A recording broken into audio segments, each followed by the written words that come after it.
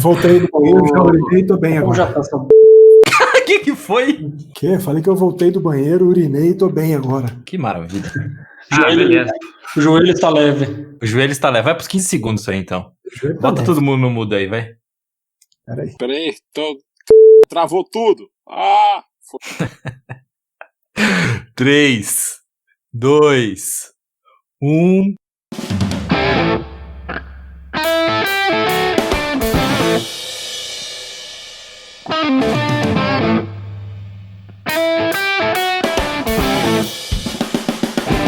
Fala, seus esquimó, continua tudo quarentenado com vocês? Tá começando mais um episódio do Zonecast, aquele podcast que já colocou uma meia de lã, pois percebeu que acabou de chegar no norte e no nordeste brasileiro. Então, chega mais Clay, chega mais Dodô, tira o creme do rosto Henriqueta, desliga o Civilization Rafiki e sem entradas escatológicas Fernandão. Bom dia, boa tarde, boa noite. Para você que está chegando agora, meu nome é Felipe Clemente e está começando mais uma edição desse já consagrado podcast do Tailgate Zone, o Zonecast. Ao meu lado, como sempre, fala, Dodô, meu querido. Fala, meu querido, beleza? Antes de mais nada, nos sigam nas nossas redes sociais, Facebook, Instagram e Twitter. O Twitter é um pouquinho diferente, Tailgate Zone _BR. E esse podcast pode ser encontrado nas principais plataformas. E se você puder, e eu espero que você possa, veja nossas lives no YouTube também, canal Tailgate Zone. E uma outra informação importante, teremos novidades no site do TZ, fica ligado. Mas o galera gosta da spoiler aqui, viu? Então, como eu estou um pouco alcoolizado hoje já, nesse domingão, 4 horas da tarde, isso me lembrou alguma coisa. Boa tarde, Henriqueta. Tudo bem? Como está o Canadá? O Canadá tá melhor agora com a sua voz, chefinho querido. E por saber que eu, você e cerveja somos uma coisa só. É uma emoção indescritível que eu sinto. Que abertura ímpar e linda. Boa tarde, Rafiki. Tudo bem com o senhor? Oba, meu povo. Ainda não tive nenhum motivo para me animar, diferentemente das últimas 2 semanas, né? Continuamos naquele desânimo natural das últimas 3 semanas. Nada mudou. Ah, não é bem assim, vai. Civilization te animou, não animou? Pelo menos a gente tem que ter uma morte feliz, né? Boa tarde, Fernandão. Tudo bem? Fala, meu patrãozinho. Aproveitando aí o alto astral do Rafik. Sempre muito bom estar com vocês. Bater um papo sobre esses esportes maravilhosos. E vamos em frente. Vamos em frente.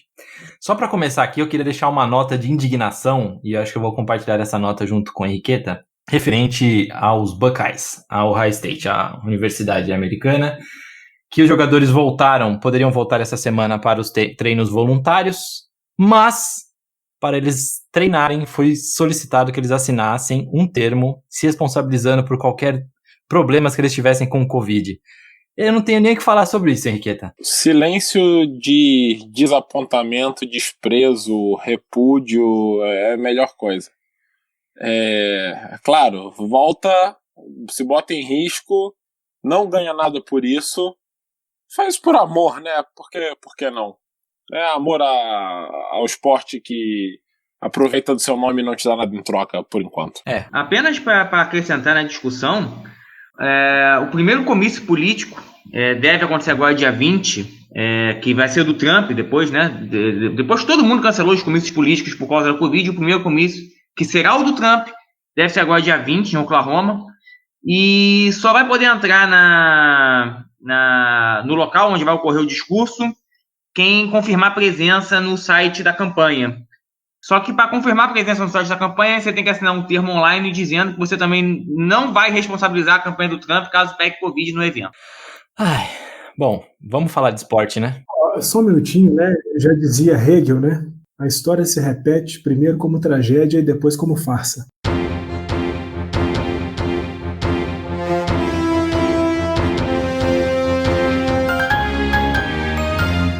Um giro pelas notícias da semana. Deals. And Bonds hit from high. It's a deep. It is out of here. Bom, o negócio então vai abrir com MLB e aquele negócio, né? Quem traz as últimas informações é o Rafik. As informações são mais ou menos as mesmas, não mudou nada. A Major League fez uma proposta no início da semana de 72 jogos ou 74 jogos, com pagamento de 75% do proporcional. Se você fizer a multiplicação, que é mais ou menos 0,5, né? Que 72 é quase metade de 162, né? 0,5 vezes 0,75, que, né, eles queriam pagar 75% do proporcional à quantidade de jogos, vai dar um pagamento de mais ou menos 1/3 do que um jogador ganharia na temporada inteira. É basicamente a mesma oferta que eles tinham feito na semana passada, que eu relatei aqui. Muda vírgulazinha para lá, vírgulazinha para cá. Obviamente, a Associação de Jogadores rejeitou a proposta e fez uma resposta muito interessante. A resposta da Associação de Jogadores, ela não enviou uma contraproposta, ela não pediu uma data para conversas, ela simplesmente respondeu o seguinte: por favor, donos, digam quantos jogos serão e quando nós temos que nos apresentar. A estratégia por trás disso é muito interessante, porque a partir do momento que você simplesmente diz, olha, estamos prontos para jogar, só me diz a data, estamos prontos para jogar de acordo com o acordo que a gente já fez dia 26 de março.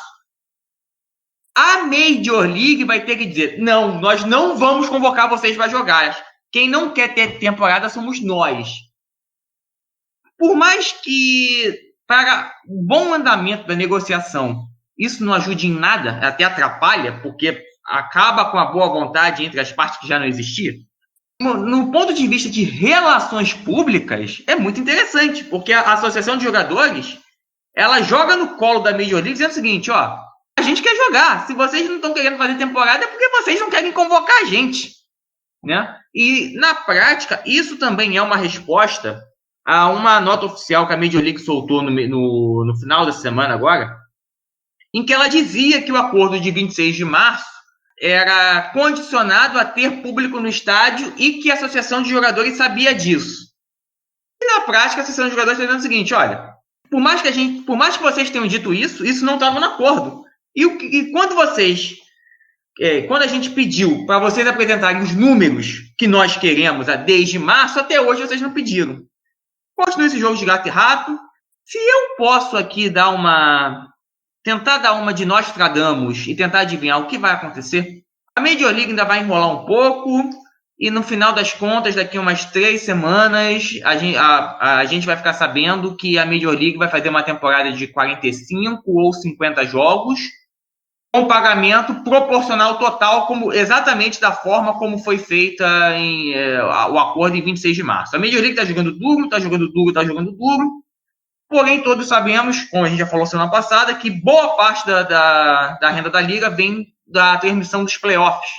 Eles não vão ficar sem um playoff para transmitir, principalmente agora, que saiu essa semana, a Major League renovou e aumentou o contrato para a transmissão de pós-temporada que ela tem com a TBS, vai ganhar ainda mais dinheiro. O que também acabou ajudando a Associação de Jogadores a dizer o seguinte, tá vendo? Não é tão ruim ser dono de franquia da Major League Baseball, né? Então, por favor, parem com esse jogo duro de vocês. Eu acho que no final das contas a gente vai ter uma temporada ali no início de agosto, talvez, meio de agosto, com 40 ou 50 jogos. Eu acho que vai acabar acontecendo isso. Tá tendo negociação nesse sentido? Não, não tá tendo. Como eu falei no início, eu estou dando uma de Nostradamus aqui. Eu estou tentando adivinhar o que vai acontecer. Mas se a gente já viu outras negociações e sabe todos os interesses na balança, acaba sendo, digamos assim, o ponto de convergência de todos esses interesses. Vamos acompanhar, mas oficialmente não aconteceu absolutamente nada nessa semana de negociações. Não aconteceu nada, não é bem assim, mas não vou antecipar assunto aqui como vocês adoram fazer. Fernandão, o que você tá achando dessa proposta da MLB aí? Continua achando que não teremos beisebol? Cara, eu acho que a MLB continua esticando a corda ao máximo que pode, né? Afinal de contas, quando ela disse nesse pronunciamento que o acordo do dia 26 de março era mandatório, né, em relação ao que as partes vêm conversando, ela vai fazer exatamente isso que o Rafik disse, vai esticar o reinício, ou pelo menos o início da temporada regular o máximo que puder, para chegar ali no mínimo de jogos, né, essa coisa entre, o John Heyman hoje falou em alguma coisa entre 48 e 54 jogos, para que eles possam pagar o proporcional integral. E aí o proporcional integral é mais ou menos o proporcional de 75% que eles querem pagar hoje, se a gente tivesse um pouco mais de jogos. A verdade é que a gente vai ter beisebol, assim, pensando do ponto de vista do jogo jogado ali no ballpark. Agora, a pergunta que fica é, sabendo que a temporada de beisebol é uma temporada longa, 162 jogos, mais playoffs, que beisebol nós teremos com 50 partidas disputadas por cada uma das equipes? Eu não sei se a gente vai ter beisebol ou vai ter alguma coisa como, sei lá, um jogo de tentativa e erro. Talvez seja isso. Eu acho divertidíssimo essa temporada de 50 jogos, se ela rolar mesmo. Porque é o que o Fernando falou, é uma temporada como nunca teve antes e como provavelmente nunca vai ter depois, porque é difícil imaginar um cenário normal onde uma temporada seja cortada para 1/3 dela. Agora, divertidíssimo pro fã, porque se você analisar o contexto todo da situação, é uma tragicomédia. O que o Rafik falou de ser o Nostradamus, eu acho que ele tá sendo a única pessoa inteligente no recinto, naquele ambiente da MLB, porque não dá para entender a estratégia dos donos de esticar uma corda que não tem que ser esticada mais. Foi como a gente estava falando antes, se os donos realmente estivessem tomando prejuízo, eles já tinham liberado as contas deles. Se não liberaram é porque não estão tomando. Então, e agora a Associação de Jogadores jogou na mão deles. Ela falou, não tem mais o que negociar, vamos pro jogo. O que você, dono de time ou Rob Manfred, pode fazer? Ou você diz, não tem jogo, ou você aceita e fala, vamos pro jogo. Essa ideia de 50 jogos pra mim é pataiada. O que você acha, Dadu? Você acha que faz sentido alguma? Consegue? É tão divertido assim, como a Henriqueta falou? É divertido uma temporada de 50 jogos? Eu não acho, eu acho pataiado pra caramba. Sim. Eles vão... Na verdade, eles esperavam uma forçação de barra pra conseguir mais dinheiro, né? E, cara, pataiada, não tem muito pra onde ir, assim. E fora que, ou essa decisão que o Henrique mencionou, ou sim ou não tem mais espaço pra discutir muita coisa, né? Vai virar pataiada, festa do caqui, né? Não tem jeito. E só pra acrescentar alguns pontos aqui rapidinho, porque o que os donos de time queriam principalmente era a parte do salário ser menor do que o salário proporcional total, né? Você pagava os jogadores por, digamos, 50 jogos e jogar 80. Inclusive, contradizendo aos próprios donos, em 22 de maio teve uma carta da Liga para a Associação de Jogadores dizendo: nós concordamos com a associação de que, pelo acordo prévio, os jogadores não precisam aceitar nada menos que o proporcional integral. Então, é interessante a Liga concordar e depois fingir que é a Associação de Jogadores que está fazendo jogo duro, não está de boa fé. Mas o que eu ia dizer é que esse é o principal ponto. Só que os donos esqueceram que eles queriam várias outras coisas. Eles queriam, por exemplo, um jeito de adiar o salário pelos próximos anos. Você dividir e espalhar o salário, pagar parte agora e parte nos próximos anos. Eles queriam 7 times nos playoffs em vez de 5 por conferência, o que daria mais dinheiro, viria mais dinheiro de playoffs para a liga. E todas essas coisas só acontecem se tiver um acordo com os jogadores. Quando os jogadores falaram, vocês não estão agindo de boa fé, acabou a conversa, vamos pro jogo, eles perderam qualquer poder de barganha para fazer tudo isso. Os jogadores abriram mão de qualquer outra coisa e disseram, diz aí quantos jogos a gente joga e vamos. Então, é uma esticada de corda muito burra. É difícil acreditar que donos de franquias profissionais que deveriam ser pessoas inteligentes são capazes de tanto amadorismo. As franquias são profissionais, os donos não. É basicamente isso. Boa, muito boa. E duas coisas que me chamam a atenção em relação a essa conversa, essa possível retomada da temporada, é que a pandemia aparentemente sumiu da MLB, né? A gente ouve falar de dinheiro, de salário, de quantidade de jogos, mas a gente não tem visto nada no sentido das questões de prevenção da saúde, de segurança sanitária, segurança da saúde dos jogadores, das pessoas envolvidas. Não sei se eles talvez abordem isso quando estiver mais perto da retomada, mas isso sumiu completamente. Eu não tenho visto nem de um lado nem de outro. E queria lançar um pensamento para vocês, uma conversa talvez que não deva ser encerrada agora e levada mais para frente, mas uma temporada de 50 partidas na MLB não sugere uma possibilidade de zebra, se não para ganhar a World Series, mas para frequentar os playoffs. Eu fico pensando, né, a gente sempre vê muito início de temporada ali em abril, agora com a temporada começando em março, abril, alguns jogadores medianos rebatendo a 35%, 36%, e jogadores bons rebatendo a 18%, 19%.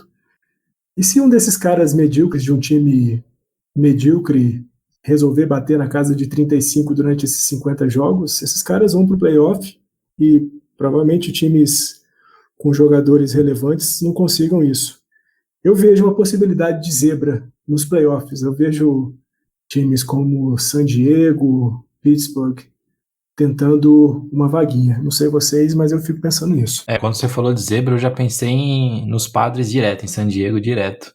E, para aquela cidade, eles merecem um títulozinho. A cidade é muito bonita para não ter um título. Patrãozinho, eu não quero perder o gancho do Fernandão, então eu vou te atropelar.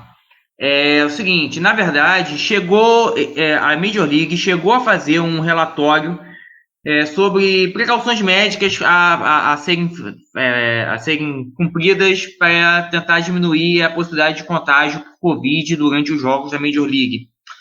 Só que a Associação de Jogadores não gostou inicialmente da proposta inicial, só que os dois concordaram em jogar esse assunto para depois, porque de que adianta aumentar ainda mais o atrito, causar ainda mais um ponto de uma negociação complicada, se nem na parte financeira estão se entendendo. Então, assim, e nisso, tanto a Major League como a Associação de Jogadores concordam o seguinte: vamos primeiro acertar essa parte de quantos jogos vai ter e qual vai ser o pagamento, e aí depois a gente discute protocolo médico, porque não tem o menor sentido a gente se desgastar em discutir o protocolo médico se a gente não sabe nem se vai ter jogo. Então, assim, eles não esqueceram, mas eles deixaram isso em banho-maria de propósito, porque não vamos botar a carroça na frente dos bois e fazer com que o boi destrua a carroça no que ele comece a andar, entendeu? Basicamente é isso.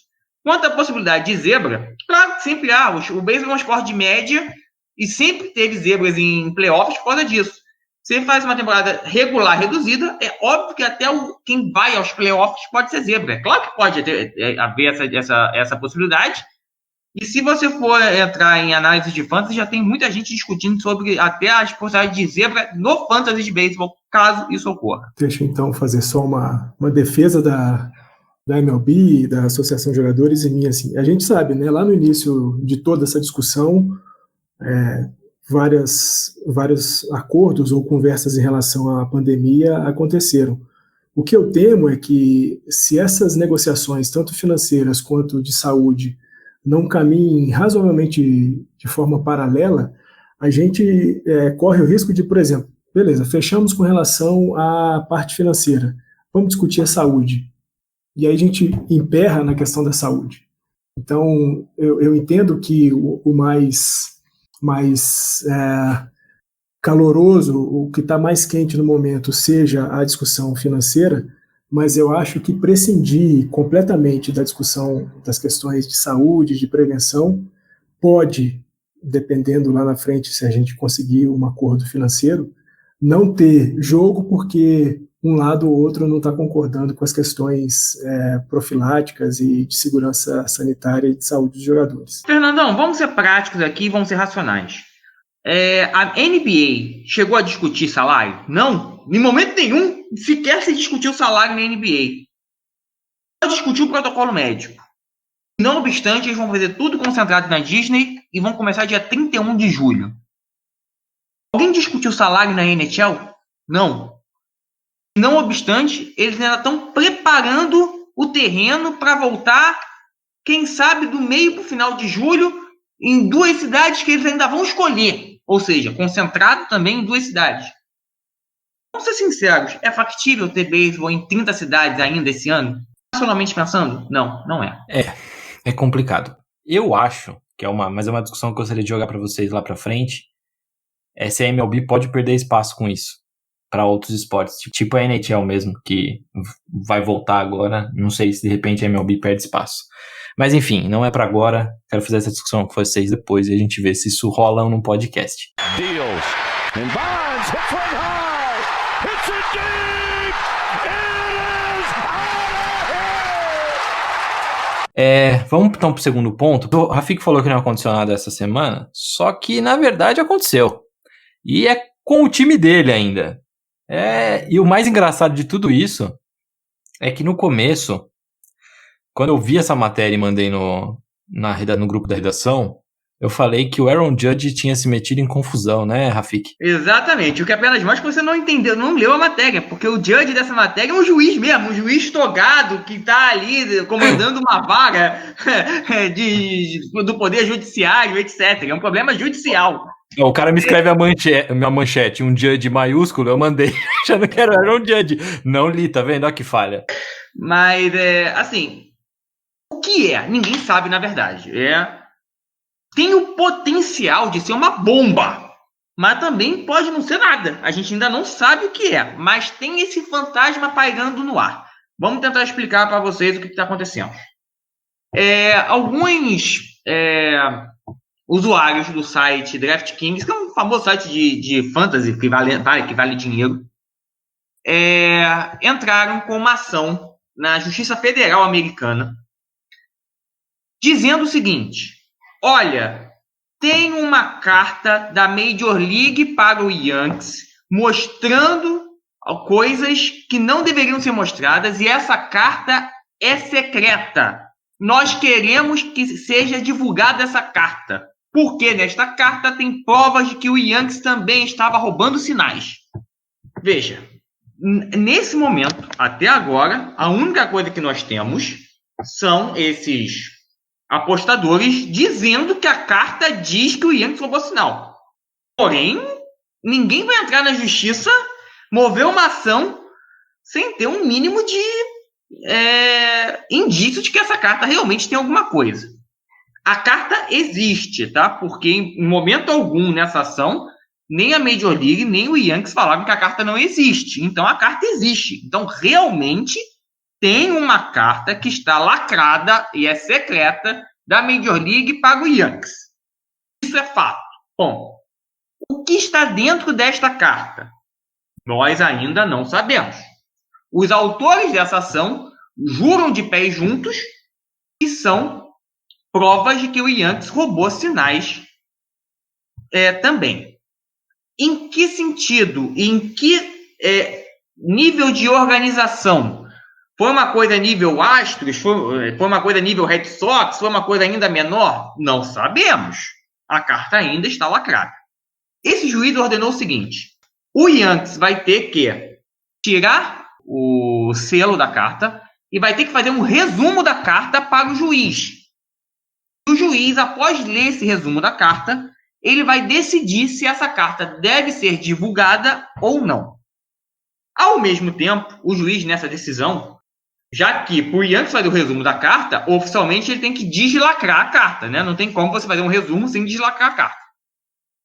Então, ao mesmo tempo, o juiz disse que o Yankees não precisa fazer isso até o dia 19 de junho para dar tempo do Yankees recorrer e, eventualmente, conseguir, no recurso, cancelar essa decisão do juiz. Mas, nesse momento que a gente está falando, no domingo à tarde, a decisão que está valendo é essa. O juiz mandou deslacrar a carta e o Yankees fazer um resumo da carta no processo. E depois o juiz vai decidir se a carta deve ser divulgada ou não. O que tem nessa carta? De novo, não sabemos. Os autores juram de pé juntos que o Yankees também roubou sinais. A própria petição inicial do processo diz que seria um roubo de sinais entre 2015 e 2017. Se pega um período tão grande assim, e nós sabemos que o DraftKings é baseado em Boston, e alguns autores dessa ação têm contato com o Red Sox, se eles estão falando de pés juntos, e aquela carta tem o conteúdo X e essa carta é secreta, é porque eles, de alguma forma, tiveram acesso a essa carta quando ela foi feita, né? Ou, pelo menos, pessoas envolvidas na confusão que gerou essa carta. Se o negócio ocorreu em Boston no período de 2015 a 2017, isso começa a nos lembrar do Apple Watch Gate. Lembram daquela confusão inicial que começou todo esse negócio de roubo de sinais na Major League? Quando o Yankees acusou o Red Sox, num jogo entre Yankees e Red Sox, de que o Red Sox estava usando um Apple Watch para roubar sinais do Yankees. Isso ficou perdido na história. Mas no meio da investigação da Major League contra o Boston entrou com um contra-ataque, dizendo que o Yankees também estava roubando sinais do Red Sox naquele mesmo jogo.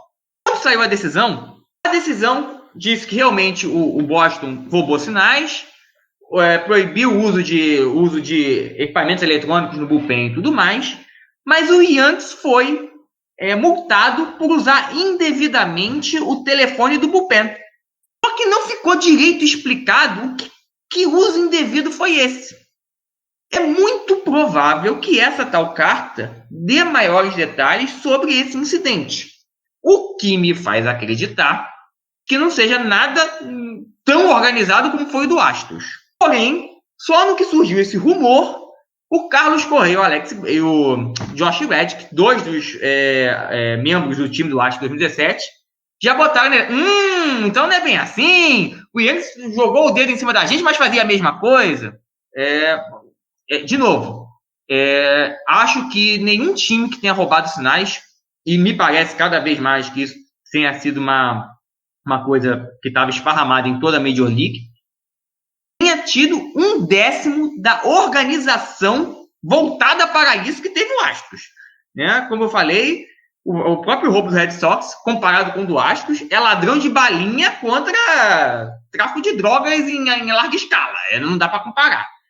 Mas tem esse fantasma pairando, nós não sabemos exatamente o que tem essa carta, e eu acho interessante que todos fiquem de olho nos desdobramentos disso. Porque, realmente, se essa carta divulgar que o Yankees roubou sinais e que o Manfred já cobertou isso, o Manfred já está em péssimos lençóis, vai ficar ainda mais queimado.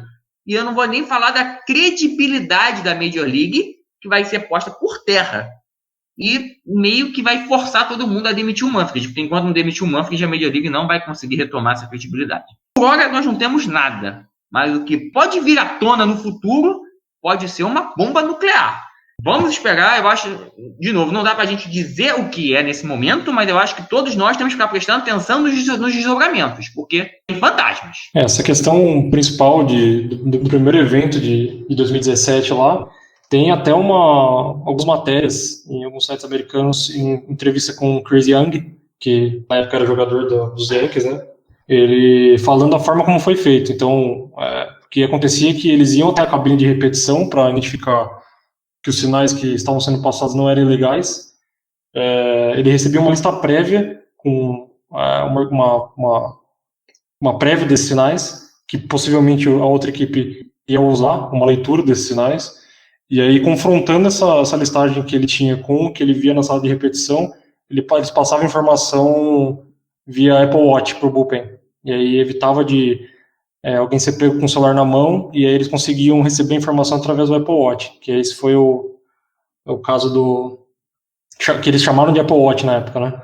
Então, a semelhança com o que aconteceu com os Astros foi justamente nessa organização um pouco mais discreta, mas que, de alguma forma, teve uma organização, né? A gente não tem como comparar o que aconteceu com os Astros, mas tem muito mais gente envolvida com isso, e é nítido que só a ponta do iceberg, deve ter muito mais coisa rolando. E, cara, isso foi o início de tudo, né? Ô, Fernandão, eu tô vendo esse negócio do roubo de sinais e tô lembrando de uma pergunta que eu te fiz lá no podcast sobre trapaças. Se todo mundo rouba, como que a gente vai punir? A mesma coisa dos esteroides. Todo mundo usa, como que a gente vai punir? Não, eu achei uma coisa muito interessante. Primeiro é ver como que o Astros reinventou o roubo de sinais usando uma lata de lixo, enquanto Yankees e Red Sox usavam telefone e Apple Watch, né? A gente nunca pensou que uma carroça fosse correr mais do que uma Ferrari. Sobre esse lance da carta, né? Dessa famigerada carta que será ou não, terá ou não o seu sigilo levantado em breve, é o que o Rafik falou. A gente tem dois caminhos, ou três até. A gente tem um caminho sem graça, que é abrir a carta e não ter nada, é só ser uma coisa que já foi discutida anteriormente, aquelas punições que a MLB já tinha dado aos Yankees por conta dos problemas lá atrás. Pode ser algo menor, de fato, e aí isso pode ser até corrigido, mas tem o pior cenário de todos, né? Que é o Yankees ter participado de algo bem maior no sentido do roubo de sinais, e a MLB, por questões de mercado, financeira e do próprio tamanho dos Yankees, né? É inegável, os Yankees são a maior franquia do beisebol e uma das maiores do esporte mundial. E, de repente, você ter a credibilidade tanto de Yankees quanto da MLB ferida de morte. E aí você obriga a uma queda imediata do Manfred. E eu diria que não só a queda imediata do Manfred, mas como uma revisão completa das investigações feitas até então, em cima de Red Sox, Astros, Yankees e outras franquias que porventura figurem nesse relatório um pouco maior.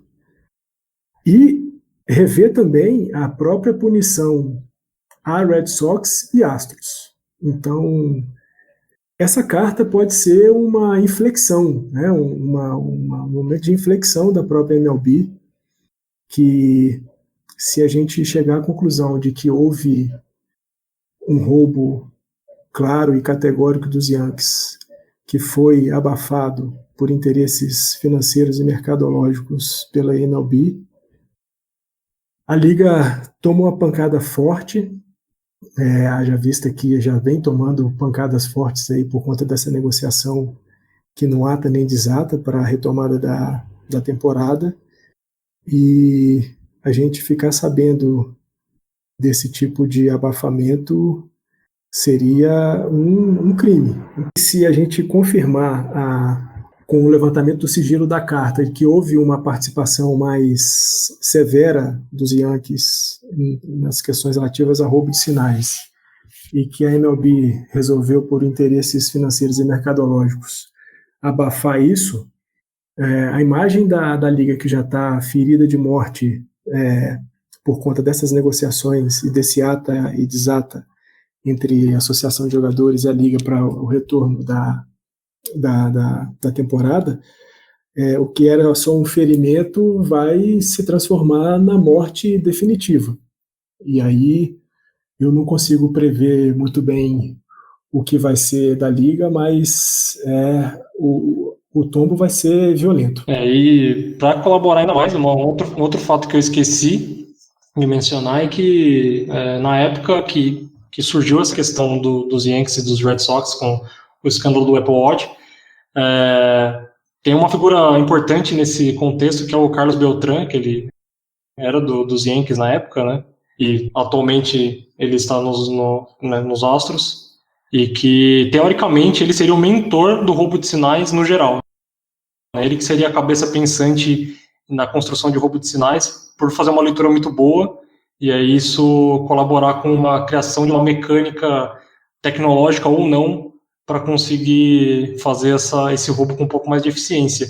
E aí isso é uma questão que foi levantada no passado, não tão distante, e que até o próprio Chris Young apontou isso como uma possível agulha no palheiro para decifrar quem começou com isso e que até onde isso pode chegar e quais equipes estariam envolvidas ou não nessa prática, né? Essa que é a grande questão. Eu acho que a morte definitiva ela pode se decidir ou não no fim de 2021, com o fim do contrato de trabalho e a possível greve, que do jeito que as negociações atuais estão indo, né, ou não estão indo, fica difícil confiar nesses dois mesmos lados daqui a 1 ano e meio para fazer um acordo de trabalho de 5 a 10 anos.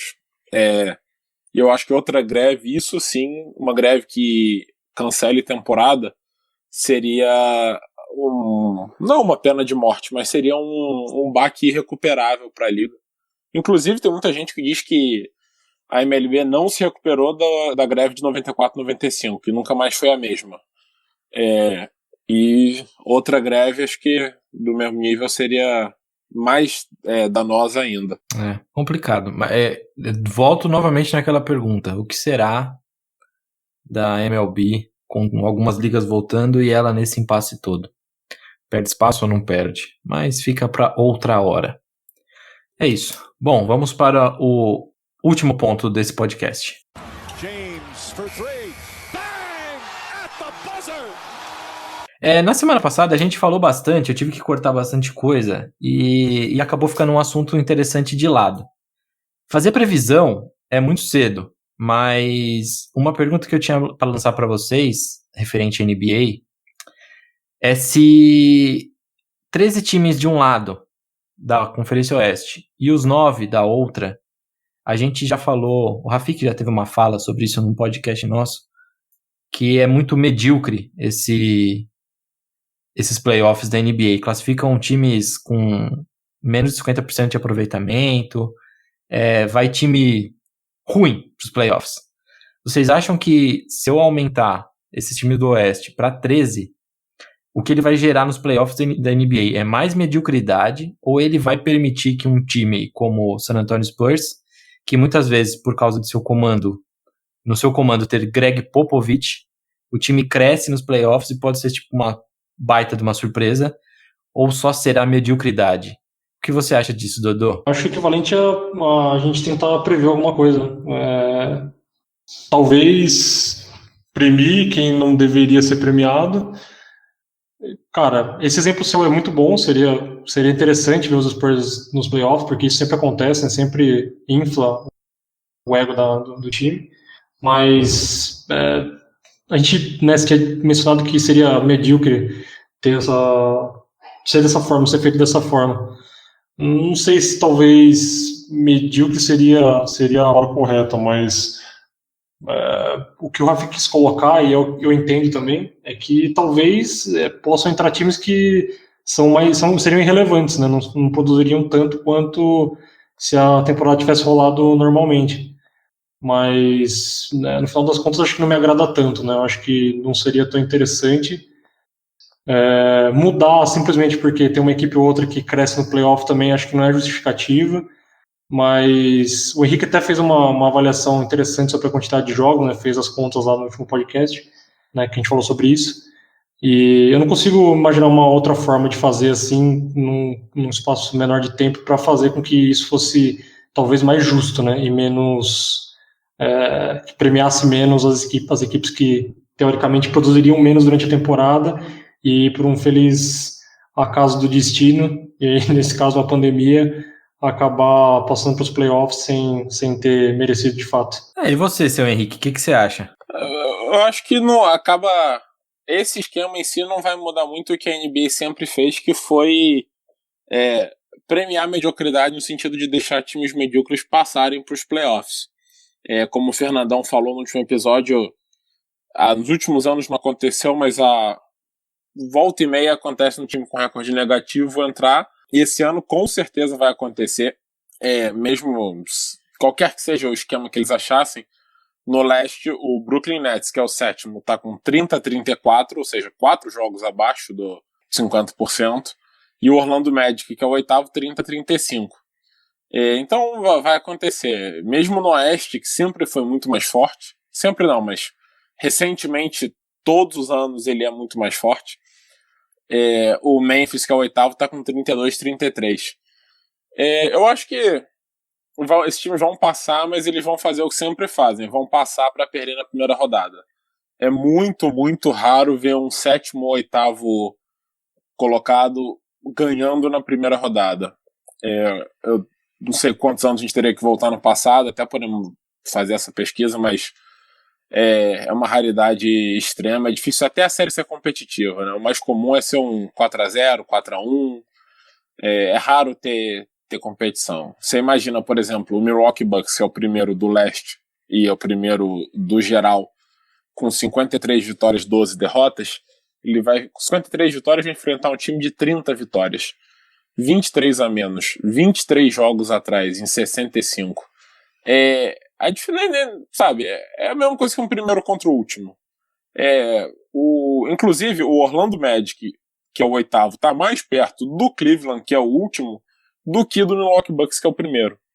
Então, no fim das contas, a pandemia e essa mudança da regra após a pandemia não muda em nada o que sempre aconteceu, na minha opinião. Esse negócio do 4-0, 4-1 aí é bem emblemático. E lembrar também que nos playoffs que o Toronto Raptors foi campeão no ano passado, né? Eles chegaram a perder o primeiro jogo pro Magic mesmo, né? Então, assim, coisas malucas acontecem, mas normalmente é o time lá da frente que leva. E você, Fernandão, o que você acha disso? Você acha que pode aparecer alguma surpresa ou você acha que é só mediocridade, puramente mediocridade mesmo, e é uma puta de uma besteira? A NBA podia ter começado nos playoffs aí com 4 times de cada lado e boa. Falando de memória aqui, a última vez que me ocorre de um primeiro colocado ter perdido para o oitavo foi o Dallas Mavericks perdendo para o Golden State Warriors, quando o Baron Davis ainda jogava em Golden State. Acho que essa foi a última vez que eu me lembro de um primeiro perdendo para oitavo. Mas, cara, eu acho que esse modelo que a NBA adotou, né, de pegar 9 times do leste e 13 do oeste, mediocriza a liga. Porque é o que o Henriqueta falou, a gente vai ter um time se classificando com campanha negativa. No leste, certamente. No oeste, não sei, mas é bem provável que o Memphis Grizzlies se classifique com campanha negativa, né? Hoje ele já tem uma campanha negativa. E acho, sobretudo, cara, que é muito difícil que a gente tenha uma mudança de classificação em 8 jogos. Fiz um levantamento rápido aqui. O Wizards, que está em 9º lugar no leste, ele está 5 jogos e meio atrás do Magic. 8 jogos para tirar isso? É possível? Eu vou fazer uma proporcionalidade por percentual de vitória nesse tempo? Eu não sei. No oeste é pior ainda. A gente tem mais 5 times além do oitavo, e todos eles com uma quantidade de jogos atrás desse oitavo, que 8 partidas inviabiliza a possibilidade de uma virada.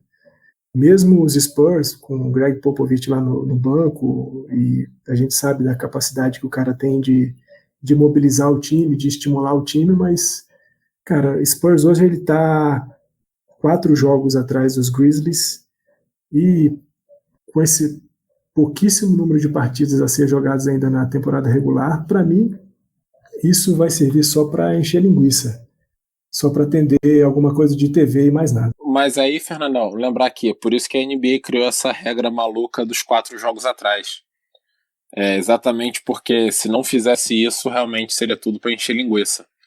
Então, o time só precisa chegar a 4 jogos do oitavo para ele ter aquele micro playoffs com eliminação dupla do oitavo, né? Se ele tem que ganhar 2 jogos do oitavo para roubar a 8ª vaga. Então, por isso que tem jogo nas 2 divisões, nas 2 conferências, por causa dessa margem dos 4 jogos, que criaram exatamente para isso, porque senão era só cumprir tabela. Não, eu tinha esquecido dos 4 jogos, mas mesmo assim eu acho difícil que haja uma mudança mesmo do oitavo colocado, principalmente porque tem que ser uma dupla derrota. Bom, não vou dizer que é impossível, não é impossível mesmo, ainda mais quando você está nivelando por baixo o negócio. Mas mesmo assim, terminar menos de 4 jogos atrás. Hoje, o Wizards está 5 jogos e meio atrás do Orlando Magic. E Blazers, Pelicans e Kings estão 3 jogos e meio atrás dos Grizzlies. É possível, mas eu acho difícil que haja muita mudança, e principalmente, qualquer que seja o oitavo colocado, tanto de leste quanto do oeste, no oeste não batem os Lakers, e no leste também não vão bater os Bucks. Concordo totalmente. Não vejo nenhuma hipótese disso acontecer, nem com lesões que eu espero que não aconteça, mas nem com lesões. E eu falo isso das lesões porque... Não fala de lesão, hein? Com lesão, bicho, o negócio muda pra caralho. Então, sim, muda, mas eu acho que a diferença entre os times é tão grande que nem com lesão isso aconteceria. Mas é por isso que eu falei, porque eu fui pesquisar quando eram os últimos casos do número 8 vencendo o número 1. Só vou te interromper rapidinho, Henriqueta. Oi. Vamos pensar no leste, tá? No leste que a gente tem como primeira posição os Bucks, em oitavo que passe o Magic mesmo. Uhum. Com o Antetokounmpo, por exemplo, Antetokounmpo se lesiona, bater na madeira aqui, e, sei lá, vou pensar em outro aqui, o Chris Middleton também se lesiona. Você acha que não dá um jogo pau a pau? Não, eu acho que... dá um jogo, dá jogo. Dá jogo, não dá? Dá jogo, mas eu acho que o Bucks ainda ganha. Eu acho que dá jogo e vira loteria. Eu acho que se você tirar só o Antetokounmpo, o Bucks ainda é favoritíssimo. Pois é, quis a catástrofe, né? Acaba com o time. É hecatombe, né? A verdadeira hecatombe em Milwaukee, né? Que aconteceu. Exato, mas acontecer pode, né? Mas desculpa, Henriqueta, pode continuar. Não, porque eu ia dizer que quando eu falei isso, eu falei pensando em tirar o melhor jogador. Então, tirando só o Antetokounmpo, eu ainda acho que o Bucks ganha tranquilo. Realmente, se tirar dos dois melhores, a hecatombe aí tem jogo. Uhum. Mas eu ia falar que eu fui pesquisar exatamente as últimas vezes em que o oitavo colocado venceu o primeiro, e o Fernandão lembrou da última vez em que a vitória aconteceu sob condições iguais para todos. Foi o Warriors batendo o Mavericks em 2007, quando era Baron Davis, Stephen Jackson, Monta Ellis, Al Harrington e Matt Barnes no Warriors. Não era um time tão ruim, se parar pra pensar. São jogadores bem razoáveis. Mas depois disso teve 2 ocasiões. Que foi o Grizzlies ganhando do Spurs em 2011. Mas o Spurs teve o Manu Ginobili. Jogou quebrado a série. Ele jogou, mas estava quebrado. E em 2012, quando o 76ers ganhou do Bulls, que foi a temporada que o Derrick Rose, no primeiro jogo, rompeu o ligamento do joelho e nunca mais foi o mesmo. E aí o Bulls ganhou o primeiro jogo e depois não tinha mais time. E aí o Sixers passou. Mas, realmente, sim. E mesmo nesses 2 casos, eu ainda acho que essa diferença era menor. Esses times que venceram ainda eram melhores do que o Orlando Magic, o Washington, qualquer um do Oeste, sabe? Inclusive, só para jogar uma teoria da conspiração aqui, o porquê que são 13 times no Oeste, a minha opinião é que é porque eles queriam tanto o Pelicans como o Spurs tendo alguma chance. Porque para a liga é muito melhor ter uma primeira rodada Lakers e Spurs ou Lakers e Pelicans, LeBron versus Zion, do que Lakers e Grizzlies, ou até Lakers e Blazers. Parabéns, Nikita. Parabéns. Você disse o que precisava ser dito. Os Pelicans tiveram um crescimento antes de pandemia, eles começaram a ter um crescimento, o Zion começou a jogar bem, e realmente parece que é pura propaganda a questão desse jogo. E eu acho que o Dodô também concorda, porque o Dodô era um grande crítico do Zion, e ele teve que engolir o Zion no comecinho, no finalzinho lá da temporada regular que a gente teve antes de pandemia. Nunca critiquei. O que a gente falava bastante é que era um medo geral da imprensa americana de que ele não fosse se manter saudável por muito tempo. E aí, antes de começar a temporada, ele já fez a profecia se tornar realidade. Mas, grande jogador, né? Tem muito para produzir ainda. De novo, que é o grande fantasma dele, era o meu medo, e que ele se mantivesse saudável. Essa é a grande questão. Quanto tempo ele consegue jogar em alto nível? É só isso que eu penso, assim, no geral. Mas a avaliação de todos vocês é bem assertiva, assim. Acho que a gente já fugiu totalmente da quantidade de times e organização para tentar avaliar a previsão. E é o que eu tinha dito no começo, assim. A gente vai muito mais na linha da tentar prever do que pode acontecer do que realmente se preocupar se vão ser 13 times ou 50. É isso. Bom, lá pro finalzinho de julho, a gente vai fazer previsão de NHL e NBA, com os times que estão nos playoffs, e aí vai ser um pouco mais interessante, eu acho. É legal prever, eu gosto disso aí, é um chutômetro do caramba. Mas agora vamos para as dicas. E dando dicas, lá vem eles, Felipe Stipes. Bom, então, já que o Rafik estava tão quietinho, porque ele não gosta de NBA, Rafik, pode dar sua dica logo de cara já. A minha dica hoje é a última lição oficial, digamos assim, do Samba Enredo for Dummies. Eu fiz toda uma sequenciazinha e terminei com aquele livrinho que eu falei na semana passada. Só que, como eu disse, o livrinho ele foi editado e publicado em 2010. Então ele não pegou a revolução que o Samba Enredo sofreu a partir de 2012. Que é uma revolução que a gente ainda está vendo e a gente não sabe como ela vai terminar. E é justamente explicar um pouquinho dessa revolução, o que foi essa revolução, que é a última dica do Samba for Dummies, dessa minissérie aí de 4 capítulos. Eu selecionei 6 sambas para vocês entenderem um pouquinho como é que foi isso. Depois o patrãozinho vai botar os 6 links do YouTube na página do podcast. Tudo começou com o Samba Enredo da Portela de 2012, que era um Samba Enredo sobre a Bahia.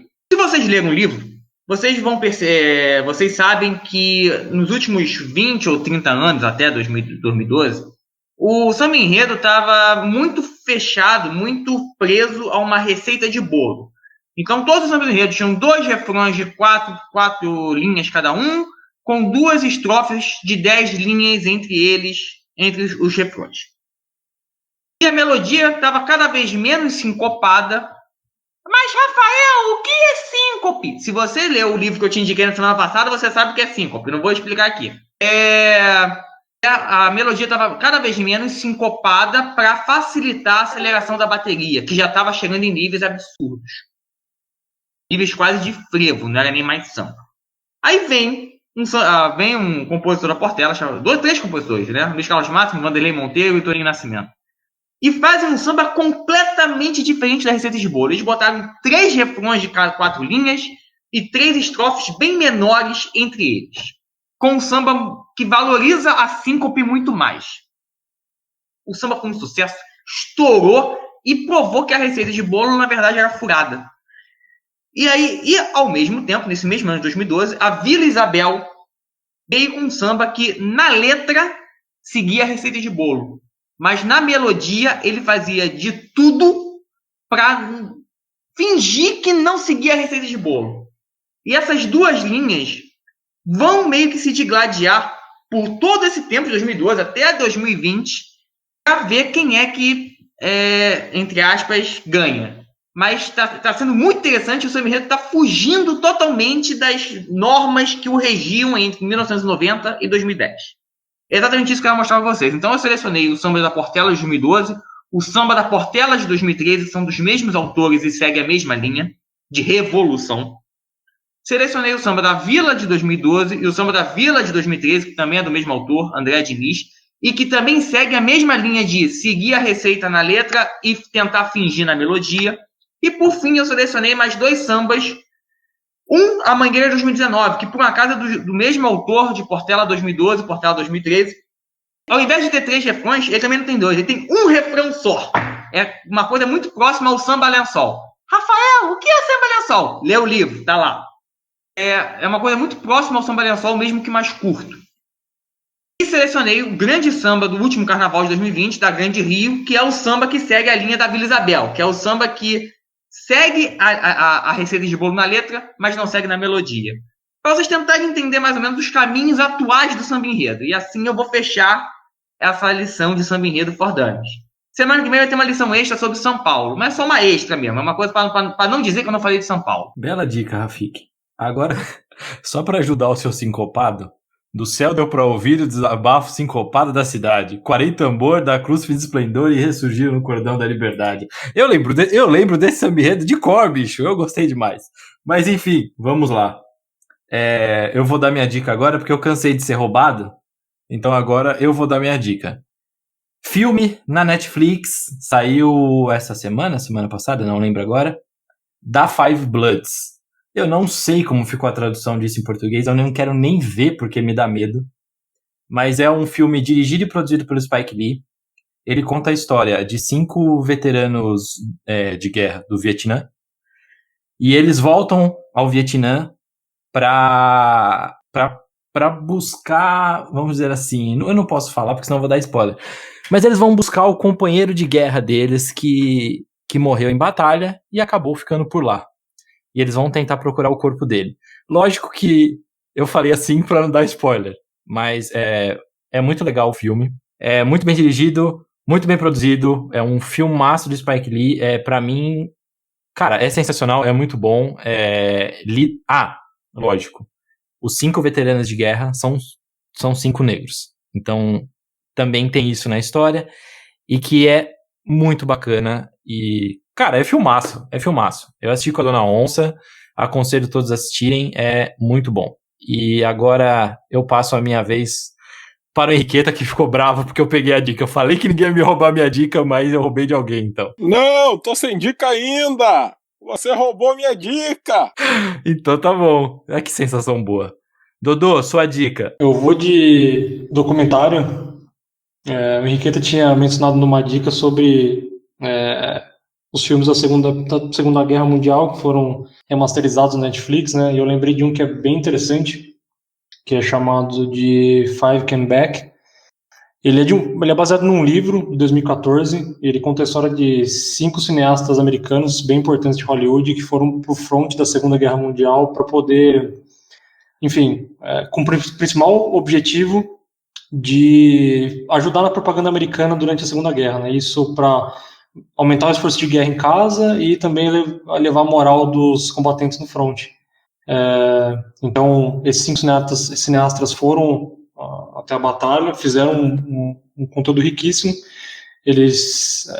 Todo esse conteúdo foi recuperado e foi base para esse livro, né, o Five Come Back, do Mark Harris. E depois disso, o Francis Ford Coppola, o Steven Spielberg, o Guillermo del Toro, deve ter mais gente envolvida também, inclusive com a narração da Meryl Streep. Eles montaram esse documentário que foi lançado no Netflix em 3 partes. Um made for TV, mas foi criado lá, nem foi lançado no Netflix. E é bem interessante, e eles conseguiram mostrar tudo com extrema qualidade e conseguiram captar os principais acontecimentos da guerra. Foi bem interessante, vale muito a pena. Muito bom. Vale cada centavo isso aí também. Bom, Fernandão, sua dica. Bom, na Netflix, como diz o patrãozinho, também tem um documentário chamado O Barato de Iacanga, que conta a história do Festival de Águas Claras, cidade de Iacanga, interior de São Paulo, que é um pouco da evolução da música brasileira dos anos 70 para cá. O festival começa de maneira amadora e se inspirando no modelo do festival de Woodstock, que tinha acontecido nos Estados Unidos. E o festival vai ganhando cada vez mais relevância no cenário da música brasileira. Ele nasce como um festival de rock, mas depois ele vai incorporando elementos diversos da música brasileira, a ponto de, numa das edições do festival, a gente ter Luiz Gonzaga, Gonzaguinha, João Gilberto e outras figuras, Sivuca, Hermeto Pascoal e outras figuras da música popular, até que os gestores do festival resolvem profissionalizar o festival e fazer dele um meio de ganhar dinheiro. E aí, dinheiro e arte nem sempre combinam muito bem. E aí, vendo o documentário, vocês vão saber o que deu isso. Interessante, hein, Fernandão? Eu não assisti ainda e agora eu tô aqui aguçando. Acho que eu vou terminar a gravação aqui e vou assistir com a Dona Onça. Henriqueta, já pensou? Já pensei. Que Posso bom, dar então vai dica. lá. Depois que o chefinho roubou minha dica e ficou com inveja. Inveja não, isso aí foi sentimento de vingança. Isso aí foi vingança do meu chefinho querido. Continua sendo meu chefinho querido, mas ele não era assim não. Ele tá ficando mais agressivo. Bem, a minha dica é a série All or Nothing da Amazon Prime. Eu tô tentando descobrir aqui se tem qual o nome em português. Eu não sei se é Tudo ou Nada mesmo. Mas é uma série é uma série de séries. A cada temporada ela cobre um time diferente, então uma história totalmente diferente. E ela já foi focada no Carolina Panthers, já foi focada no Arizona Cardinals, já foi focada no Philadelphia Eagles, ela já foi focada no time de rugby da Nova Zelândia, os All Blacks, no Manchester City e, por que não, na seleção brasileira. Com o Gabriel Jesus na capa, lindo, charmoso como sempre. E é muito legal, é sempre muito legal, eu acho, pelo menos, ver os bastidores de times. E quando você vê de esportes variados assim, você, não sei, às vezes você começa até a perceber um pouco de diferença, né? Entre os esportes, os países e as culturas. Então, além de ser só muito divertido mesmo. Então, acho que é um ótimo jeito de passar o tempo vendo todas essas temporadas. Eu acho que você preferir, seu time preferido, o mais interessante, por aí vai. Só para avisar o seguinte, eu dei uma pesquisada aqui na internet quando você estava falando, eu achei um site de Portugal que se referia a All or Nothing, então eu acho que eles decidiram não traduzir. Eu estou tentando achar aqui, mas nem a Wikipédia tá dizendo, tá dando, então não tenho certeza também. Não, e ó que legal, eu fui procurar depois o da Five Blood, né? Bloods. Sabe como ficou em português o nome? Manda lá. Alguém quer dar um chute? Os 5 sangues. Destacamento Blood. Destacamento Blood. Eu tentei estragar o título e ia sair melhor. Eu ia falar algo do tipo Buscando no Vietnã. Merece um palmas pro profissional, hein? Mas lógico, eu já vou mandar aqui soltar o palmas profissional, porque as traduções brasileiras são as melhores. Tipo o taxi driver, o motorista de táxi. Bateu uma salva de palma aqui pro profissional. Mas enfim, antes de encerrar, só queria lembrar um negócio aqui. Você falou de Gabriel Jesus, Henriqueta. Eu acho que ele é um dos únicos que tem aquele negócio de jogador ainda que é inocente. Eu vi uma entrevista dele essa semana sobre um assunto que a gente tem falado aqui no nosso podcast. Que a gente tem falado não, que a gente falou na semana passada. Ele foi entrevistado e perguntaram para ele sobre o Vidas Negras Importam. E aí ele falou que viu muitos tweets falando que todas as vidas importam. Aí a frase do Gabriel Jesus é assim: eu não tô falando que uma vida vale mais que a outra, eu só tô falando que a vida de um negro também importa. E o jeito que ele fala é muito bonitinho. E eu acho que tem muita gente que precisa aprender com o Gabriel Jesus ainda, viu? É isso. Meus queridos, foi muito bom estar com vocês, foi muito bom conversar com vocês e aquele efusivo abraço. Tô todo arrepiado. Eu não posso com isso. Grande abraço, gente. Um abraço a todos. Hoje eu falei muito, né? Valeu, senhores, muito obrigado. Mais um vencido. E como sempre, bebam água. Se você puder, fique em casa. E tem que ser a Alice, porque o Dodô desistiu. Então, Alice, por favor, fala aí o que tem que fazer também. Toma cerveja, todo mundo. Diga, um beijo. Pode tomar cerveja. Alice. Valeu, galera. Abraço. Até semana que vem. É isso aí, seus esquimó. Acabou mais um episódio do Zonecast. Apesar de ser artificial, eu já estou me sentindo cansada. Semana vai, semana vem, e tô sempre eu aqui falando alguma maluquice. Dessa vez os caras não revisitaram a história, foram, entre aspas, revisitar cartas geográficas. Não tem inteligência artificial que resista a tanta idiotice. É muito orelha seca junto, tá de sacanagem, viu? Ai. Nem tenho mais o que falar, tô mais cansada que o Rafiki. Enfim, as minhas recomendações continuam as mesmas, mas é sempre bom lembrar. Além de continuar nos acompanhando nas redes sociais, no site e ouvindo o podcast, bebam muita água, lavem bem as mãos, informem-se através de cientistas ou médicos, e nada de cair no conto do vigário semana que vem tem mais, e, já que seguimos sem abraços e beijos então, como novo costume, toquem-os de luz no cotovelo de vocês.